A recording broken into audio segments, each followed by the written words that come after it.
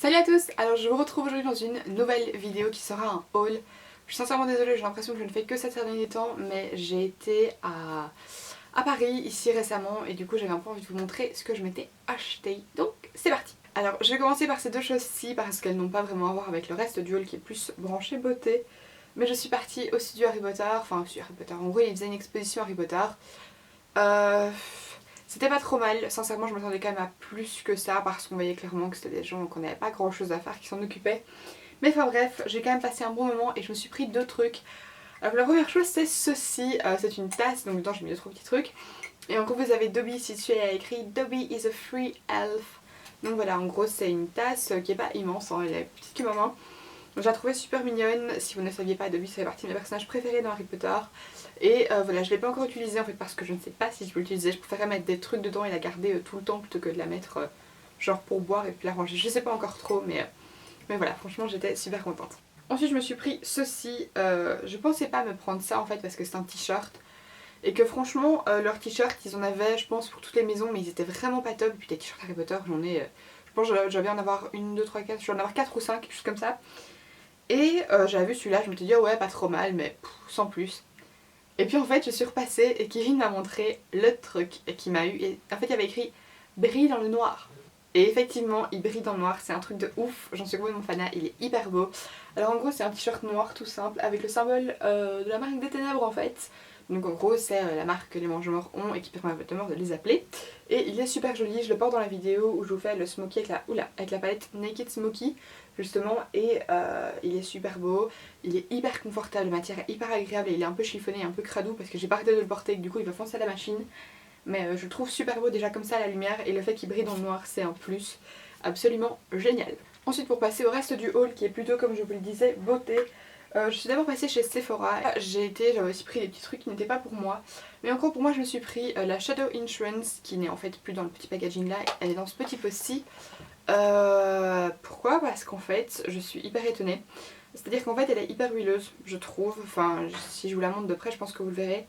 Elle fait très très huileuse, trop huileuse à mon goût. La première fois que j'ai utilisé d'ailleurs à la base j'avais que de l'huile qui est sortie du tube. Et du coup hier soir je l'ai vidée parce que je me suis dit que c'était pas possible, elle était sûrement mal mélangée ou autre. Et en fait non. C'est la texture de la base qui est comme ça et je trouve qu'en plus elle fait pas super bien ressortir les pigments. Donc là ici je réessaye les nouvelles palettes que j'ai achetées ici récemment avec la base de chez Kiko histoire de voir un peu, de pouvoir me donner une idée et me dire si c'est vraiment la base qui est pas top ou si voilà. Donc voilà, je l'ai mise ici dedans en me disant que du coup peut-être qu'elle durcira un petit peu, qu'elle deviendrait moins huileuse parce qu'elle est vraiment, enfin pour vous dire que je l'avais utilisée depuis presque une semaine, donc ici quand j'ai réutilisé la Kiko elle me paraissait limite sèche alors que je sais qu'elle l'est pas, enfin c'est comme ça qu'elle est.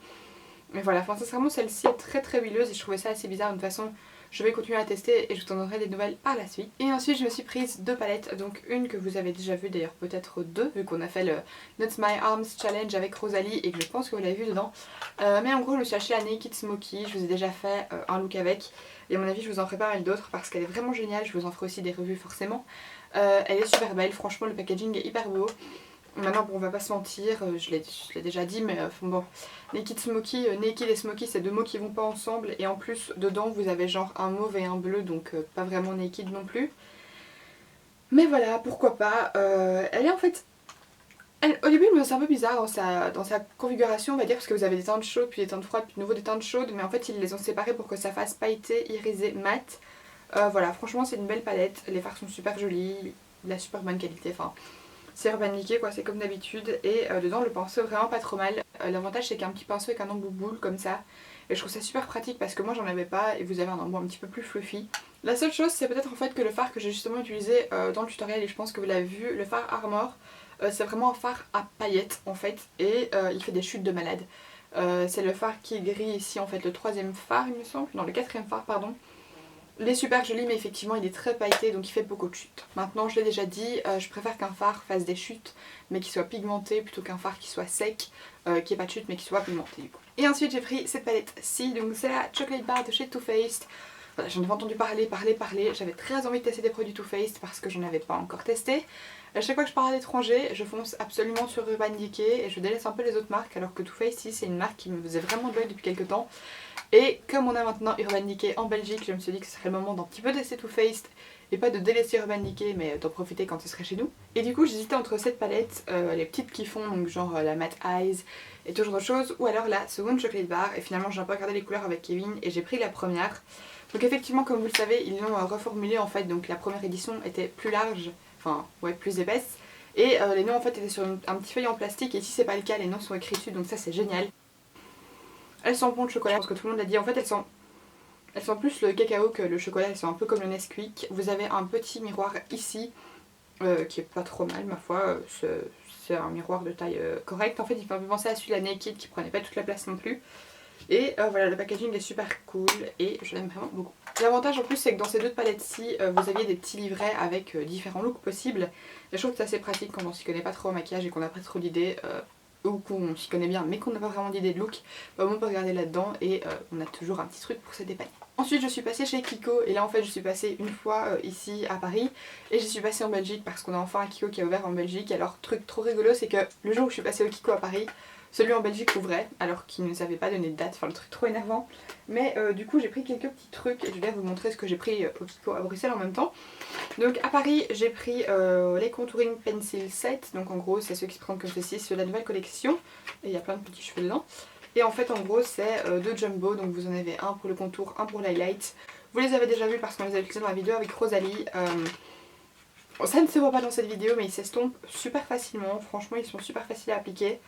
L'avantage c'est que le bronzer paraît un petit peu brun comme ça, mais en fait il fait plutôt grisé, enfin pas vraiment grisé mais il fait taupe quand vous l'appliquez. Donc c'est hyper pratique, et celui de l'highlight pour le coup il est plutôt discret.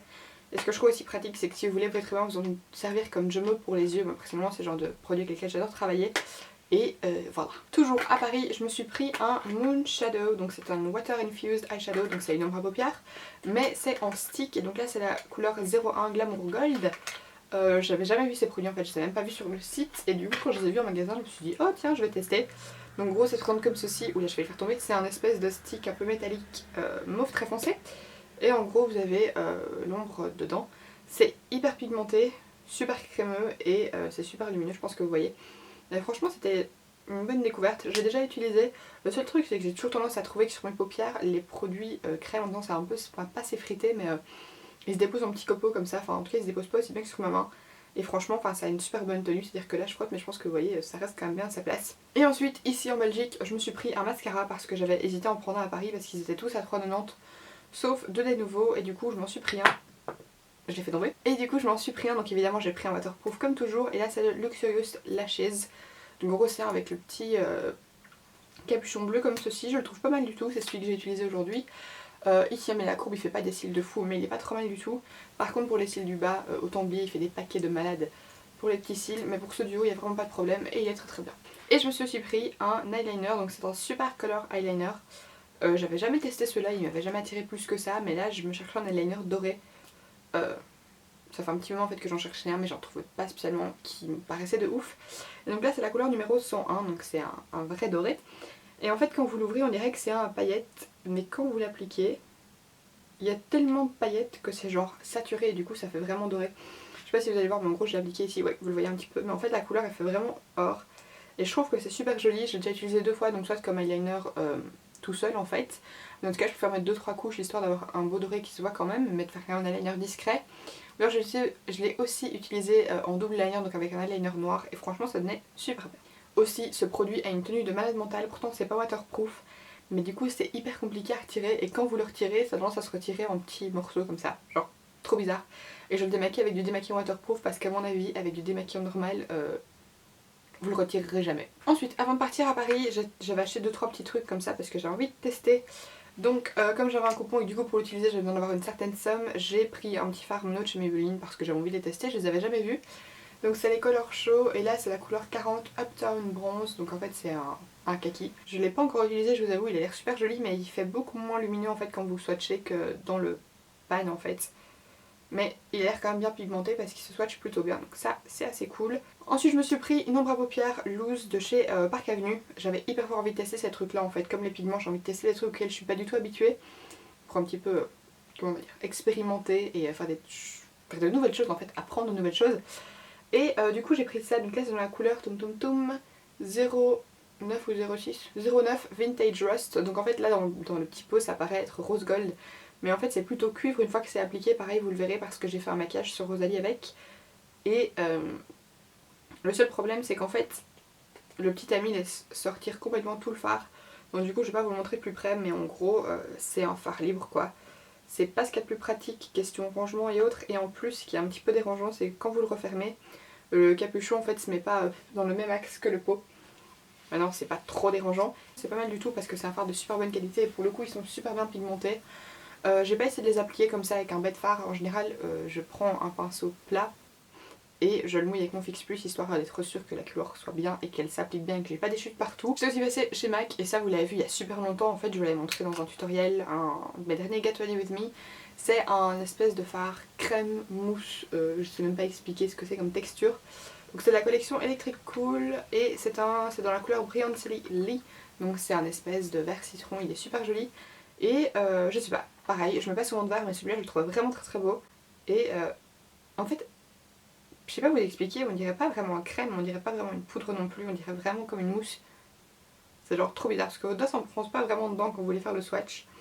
Il est juste là, de toute façon je vous l'ai déjà montré en maquillage, je le trouve hyper beau, il est bien pigmenté. Ensuite je me suis aussi pris des paillettes à Paris, j'avais oublié de vous montrer ça en fait.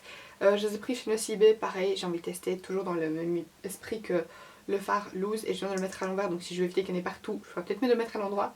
Mais en gros je me suis pris des paillettes parce que vous allez voir bientôt, mais en fait j'ai fait un maquillage d'Halloween sur Capucine dans lequel j'ai utilisé des paillettes, mais j'ai utilisé un fard de chez Wet n Wild que j'avais, qui est en fait comme une crème pailletée et le problème c'est que ça a tout ramené dans le creux de son oeil malgré le fait que j'ai mis une base. Et ça m'a hyper fort énervé parce que j'ai passé je sais pas combien de temps sur ce maquillage.